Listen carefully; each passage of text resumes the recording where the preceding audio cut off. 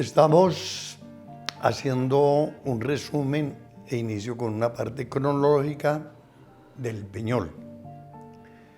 El Peñol, municipio del oriente antioqueño, que empezó, yo diría, a cambiar la historia de todo el oriente antioqueño. Detrás de él se vino la industrialización, detrás de él se vino las vías, no solamente de carreteras, sino de aeropuerto. Detrás de todo el proceso del Peñol se vino muy especialmente la zona franca, que es la zona industrial. Además, el oriente hoy tiene un capítulo importante en toda la nación. Empiezo haciendo una cosa como cronológica. ¿Cómo nació el Peñol? En 1644, un padre franciscano cuenta en su libro de la Universidad de San Buenaventura en Cali que 20 años antes de llegar aquí un misionero franciscano, ya habían unas poblaciones nativas aquí. Podríamos decir 1644. El religioso que hace referencia, este padre franciscano de la Universidad San Buenaventura de Cali, vivió en el oriente antioqueño casi 4 años, pero digamos los 64, 67, 1664, 1667. Yo hago un énfasis en eso.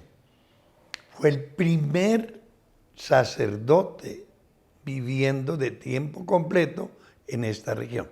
Vivía un tiempo en Marinilla, otro tiempo en el Peñol. Pero él quiso que los nativos fueran privilegiados por la corona española, haciendo un resguardo indígena. Aquí en el oriente antioqueño es el único resguardo indígena. Se habla del Retiro, pero no fue oficialmente. En cambio, el del Peñol sí pidió protección, como lo hacían los religiosos, a la corona española para que los indígenas que se concentraran en la región del Peñol tuvieran oficialmente un resguardo. ¿Qué era eso? Una institución defendida en este caso, por la corona española. En 1714, oficialmente, la corona española le concedió ese privilegio, resguardo indígena, llamado San Antonio de Remolino del Peñol. Sin embargo, se siguieron la formación de los municipios y el Peñol se hizo como municipio y como parroquia, que era casi todas las poblaciones, por lo menos del oriente y de mucha parte del país, tenían parroquia y municipio. En 1774 tuvo las dos concesiones, esto dependía primero de Popayán, después de Remedios, estuvo dependiendo de Río Negro, después de Marinilla y finalmente quedó como lugar independiente en 1774.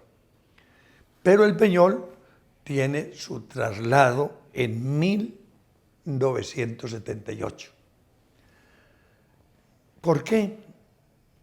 Era la obra más monumental que se empezaba a tener en toda la región, un embalse de 70 kilómetros cuadrados de agua, de 1.240 millones de metros cúbicos. Una importancia que tenía ese proyecto hidroeléctrico grande, porque había necesidad de energía en el país para buscar el desarrollo, especialmente del oriente.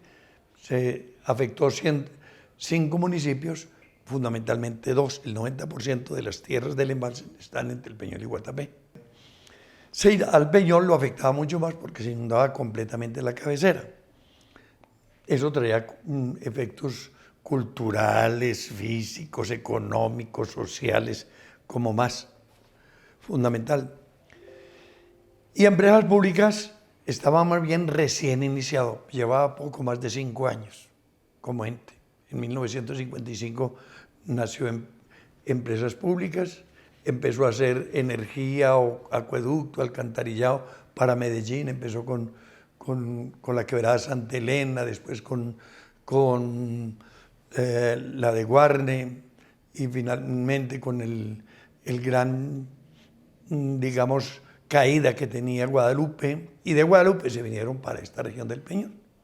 Ahí es donde Empresas Públicas empieza a crecer.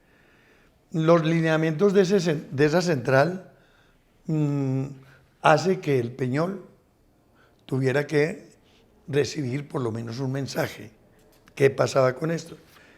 Y en la iglesia parroquial del Peñol, del viejo Peñol, se hizo fundamentalmente ese anuncio. En 1960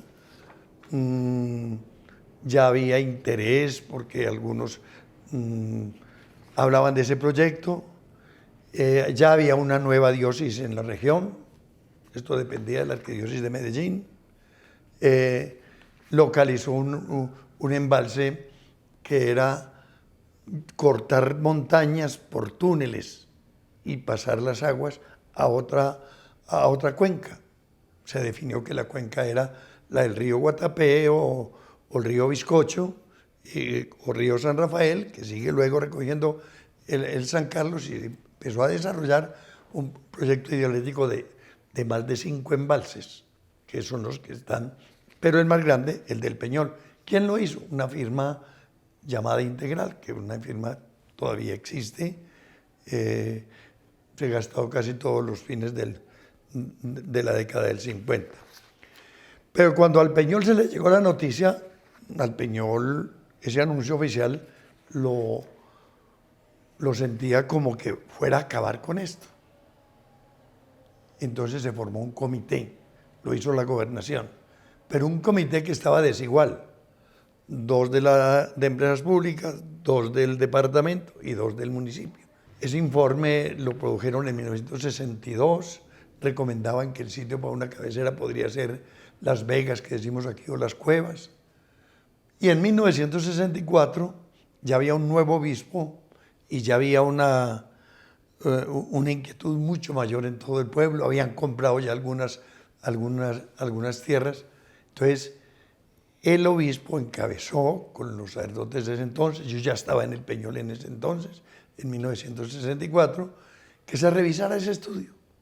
Y ese estudio se oponía a empresas, que no había necesidad de más, pero finalmente la exigencia del municipio lo hizo.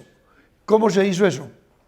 Por medio de una financiación que le daba Empresas Públicas al municipio para pagarle a un equipo de varios profesionales, ingenieros, sanitarios, geólogos, para poder decir, esa carta produjo un buen resultado y fue de donde nace lo que se llama hacer, recomendando un sitio, pero además de recomendar un sitio, decir, hágase un convenio a través de una negociación, de un contrato que duró 15 meses.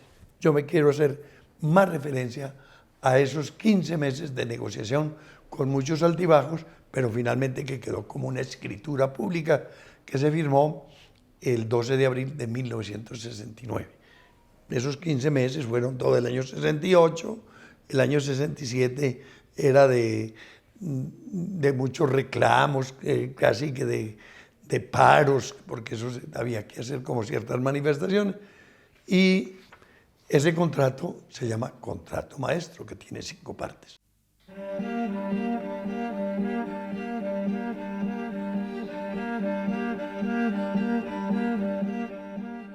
Voy a hacer una referencia a las 5 partes del contrato maestro, que se convirtió finalmente el contrato maestro en un desarrollo legislativo del país. Luego lo explicaré mejor. ¿Por qué? Porque ese contrato generó la Ley 56 de 1981. Esa ley generó una corporación para toda la región del Oriente, la Ley 60 de 1983.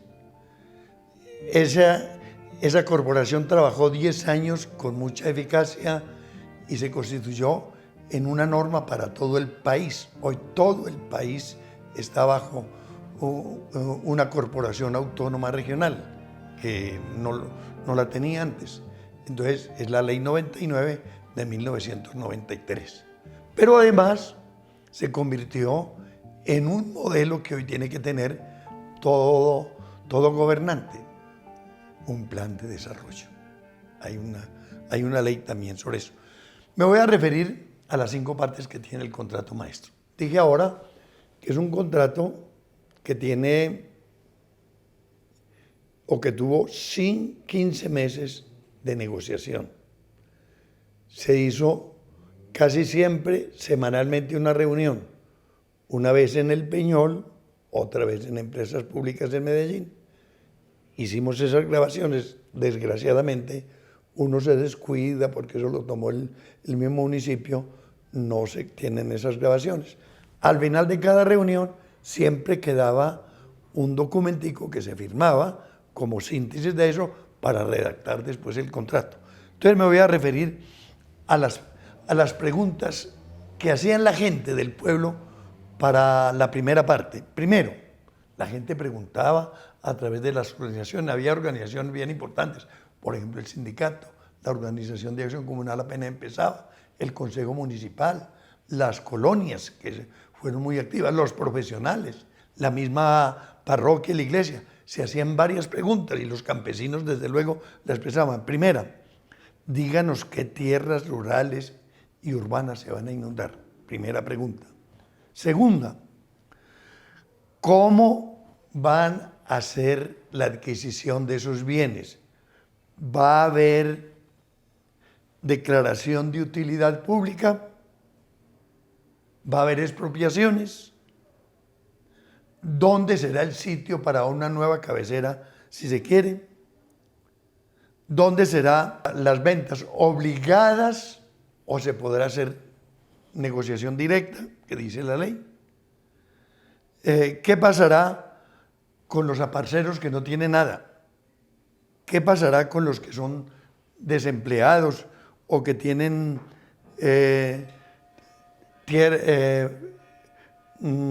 casas alquiladas, que no son propietarios? Esas preguntas afectan a la primera parte. A eso se hizo una respuesta. Comprende 21 cláusulas del contrato y en esta primera parte se resuelven y se acuerdan las más esenciales. Las demás se van haciendo como complementarias. Por ejemplo, aquí lo referente a las etapas de la obra. ¿Cuándo se va a hacer este trabajo? Entonces se definió 1970, primera etapa, 1978, segunda etapa. Esa definición de la segunda fue muy difícil porque empresas decían, no nos podemos comprometer porque faltaba financiación. El Banco Mundial, que era el financiador, no tenía todavía las cosas. La obligación de mantener informado a la comunidad a través de las autoridades, el consejo, la alcaldía, las organizaciones comunales que se llevan, sobre todo el sindicato. Ante la declaratoria de utilidad pública, que era inevitable, ¿qué podemos hacer? Entonces se combinó, que es válido jurídicamente porque se combinó así en escritura pública, un elemento que fuera la mediación de una junta asesora de negociaciones inscritas, cuando eso no existía lo que hoy existe, de los que hacen los avalúos de propiedades, pero era primera negociación directa, aceptado. Segundo, un perito que lo ponga uno pone la parte, el otro la segunda. Pero de ahí sigue por ley expropiación. Entonces dijimos, no, admitan otro mecanismo obligatorio para empresas. ¿Cuál? Una junta asesora de negociaciones, obligatoria para empresas, mas no para el propietario, que funcionó perfectamente, pero había que financiarlo porque tenían que ser unas personas expertas, conocedoras de todo el trabajo.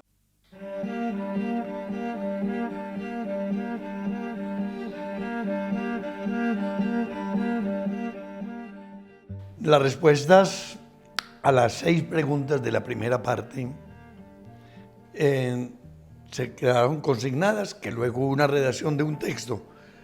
Primer acuerdo, de acuerdo a las 2 comisiones, 4 de empresas y el Consejo Municipal del Peñol, que eran 8. Entonces, vamos a hacer acuerdos mutuos. Vamos a tener la voluntad de negociar, de ponernos de acuerdo, sin pelear, digámoslo así. Segundo, se van a señalar las 2 etapas, ya dije, la de 1970, primera etapa, el segundo semestre del 70, posible la primera etapa, el primer semestre, fue el primer semestre. La segunda etapa, último mes de 1978, posiblemente en el primer semestre, fue en mayo. Tercero, una obligación de mantener informes escritos y con unas reuniones de un comité de informes que se hacía, se mantuvo. Cuarto, ante la declaratoria de utilidad pública, tener un tercer elemento, una mediación de una junta asesora para evitar la especulación de las propiedades, que se afectaban muchísimo. Y finalmente, de hacer una redacción de ellos, diciendo que iba a haber los más afectados. Entonces, en esa primera parte se está diciendo todo lo que comprende las cláusulas, 21 cláusulas. En la primera parte se resuelven y se acuerdan las más esenciales, luego en las otras 4 partes se complementa, pero se tenían pendiente.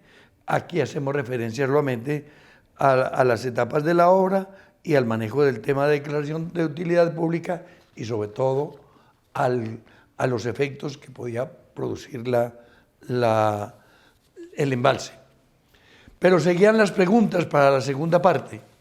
Esas preguntas tienen que ver con la segunda parte, que dice cómo evitar la desintegración de una comunidad.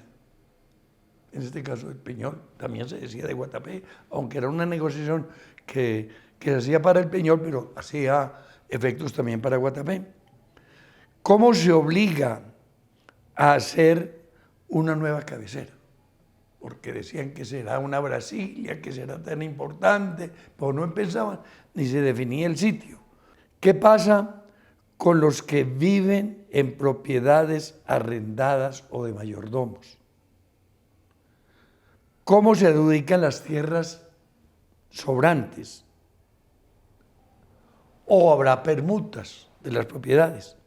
Pero había una pregunta muy propia, y era que la gente, viendo los planos, entre esos de Guatapé nos ayudaban mucho, Jorge Restrepo era uno que nos ayudaba mucho a conocer bien los planos, y nos decía, la cabecera del Peñol Viejo se va a inundar con la primera etapa, aunque decían empresas que no. Claro, entonces hubo que, por conocimiento y por la reclamación de la gente, hubo necesidad de hacer unas obras de defensa en el viejo Peñol para evitar que toda la cabecera se inundara. Se inundaba en la parte baja y era evidente, las crecientes, hubo 2 crecientes que afectaron mucho, se hizo unas obras de desagüe. Entonces, eso se combinó para que esta segunda parte fuera tratada, digamos, con mucho cuidado. La tercera parte es considerada como de las más importantes y viene a hacerse las preguntas. Preguntas que afectan a la tercera parte.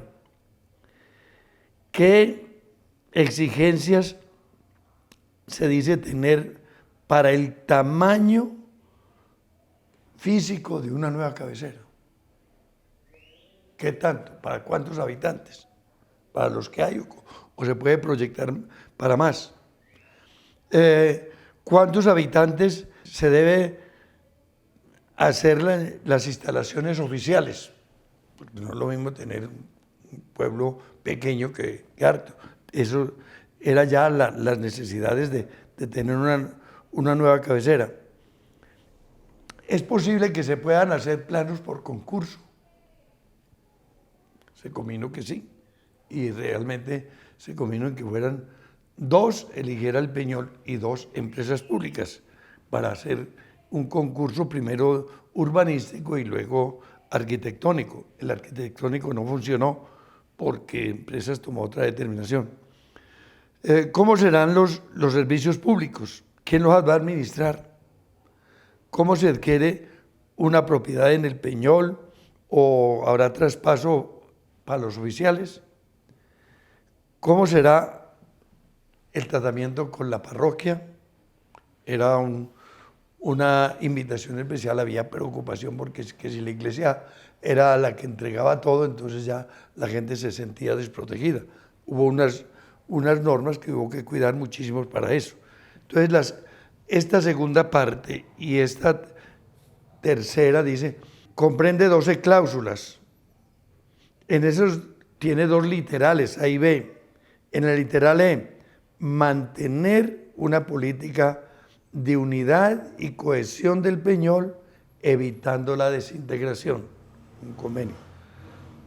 2. Asimismo, se declara de manera general la voluntad de reubicación de una nueva cabecera. 3. Se acepta tener una política de arrendamientos y construir parcelas rurales para los que no tienen. 4. Se adiciona una política de evitar poblamientos anormales. Y para el literal B, que era lo que decía que tenía que ver con la posible inundación de la cabecera vieja por la primera etapa, que era en 1978, entonces dice, se acepta el peligro de inundación de la vieja cabecera, presentar unos planos y aprobados también por el municipio, la urgencia de construir esa obra antes del 1970, que ya se había definido, y estábamos ya empezando 1969, luego era una cosa para hacerla rápido. Como obra imprevista, que se hizo posteriormente en el año 1973, era que había una sequía grande, y entonces decidieron al embudo donde se desagüaba el embalse, subirle 1 metro, y eso afectaba más la nueva cabecera. Por ejemplo, el colegio, hubo que trasladar los salones todos del colegio de las hermanas, y eso fue una cosa casi imprevista porque fue después de haber hecho el contrato. Sin embargo, se aceptó, hubo algunas correcciones y se pudo adelantar esa parte. Entonces, es una obra. En ese año 1973 pasaron muchas cosas. Una, por ejemplo, la parte urbanística, que se definió y que se hizo después en un acuerdo en 1974, que era una cabecera aquí, siguiendo una urbanización hacia el embalse, terminando como con urbanización hasta la Cristalina. Es decir, era hacer un pueblo desde aquí hasta la Cristalina con 5 embarcaderos. En ese año 1973 quedó consignado eso, pero en 1974 ya hubo unas determinaciones unilaterales que prácticamente decimos, el embalse quedó de uso público, que es una de las maravillas que tiene toda la región, tanto Peñol, San Vicente, Guatapé, que son Alejandría, que tienen La Concha, que tienen tierras que están afectadas en el embalse, pero el acondicionamiento de la urbanización del Peñol no fue respetada, digamos, por las incomprensiones. Podría ser de lado y lado, no digamos de un solo lado, pero más que nada porque no se querían respetar los acuerdos que se habían firmado. Esto para decir lo importante de poder tener un acuerdo y que ese contrato se diseñó con mucho detalle. A la tercera parte se le hacen unas otras preguntas que afectan a la tercera parte. Estas preguntas eran de tipo popular, como lo estaba diciendo yo ahora, pero más que nada, por ejemplo, ¿para cuántos habitantes se debe hacer una cabecera? ¿Qué exigencias se debe tener para el tamaño de la nueva cabecera? ¿Dónde y cómo se elige el sitio para la nueva cabecera? ¿Qué clase de instalaciones privadas y públicas debe tener? ¿Cuánto tiempo se gasta en la construcción? Porque hubo un momento también bien importante que más que todo las fuerzas populares, el mismo Consejo, decía, sin adelantar la nueva cabecera, no adelanten obras civiles. Claro que las obras civiles eran contratadas, aquí no se adelantaba, hubo un retraso grandísimo y por eso afectó muchísimo todo. Estas preguntas, ¿cuánto tiempo se gasta? ¿Cómo serán los servicios públicos? ¿Quién los administrará? ¿Cómo será el traslado de la iglesia? Que era para la gente también bien importante. Se combinó más o menos dar unas respuestas a eso, que luego el contrato en una redacción textual. La cuarta parte, esa cuarta parte tenía que ver más que nada, será propio y oportuno exigir que el Peñol inicie una etapa de progreso y hacer un desarrollo armonizado. Se aceptó un plan decenal de desarrollo. Esa es la maravilla que se planeó, hacer programas de parcelaciones, hacer programas de electrificación, hacer carreteras, hacer vías.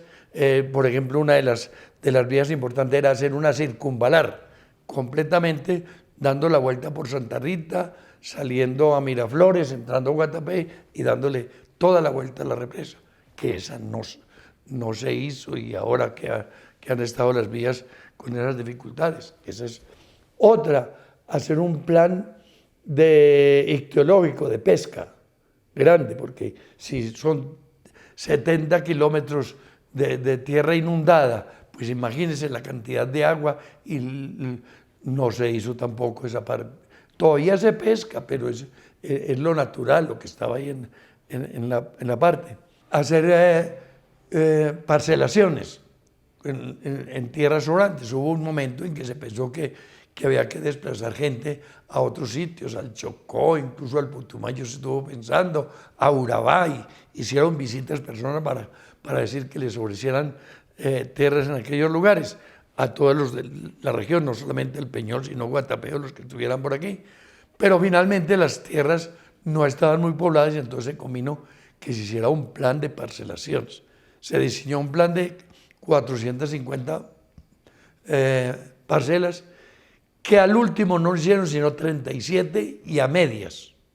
Una de ellas es la parcela donde está ahora la réplica. Esa era una parcela que se logró detener para que no se la adjudicaran, porque ese era uno de los sitios precisamente de embarcadero. El otro es al borde de la Cristalina, el otro al otro lado, al lado del Ubital, y otro más abajo en el eje central del embalse, que ahora lo llamamos la Pradera. Pero esos embarcaderos se han hecho casi a pulso, sin que obedeciera lo que se había convenido.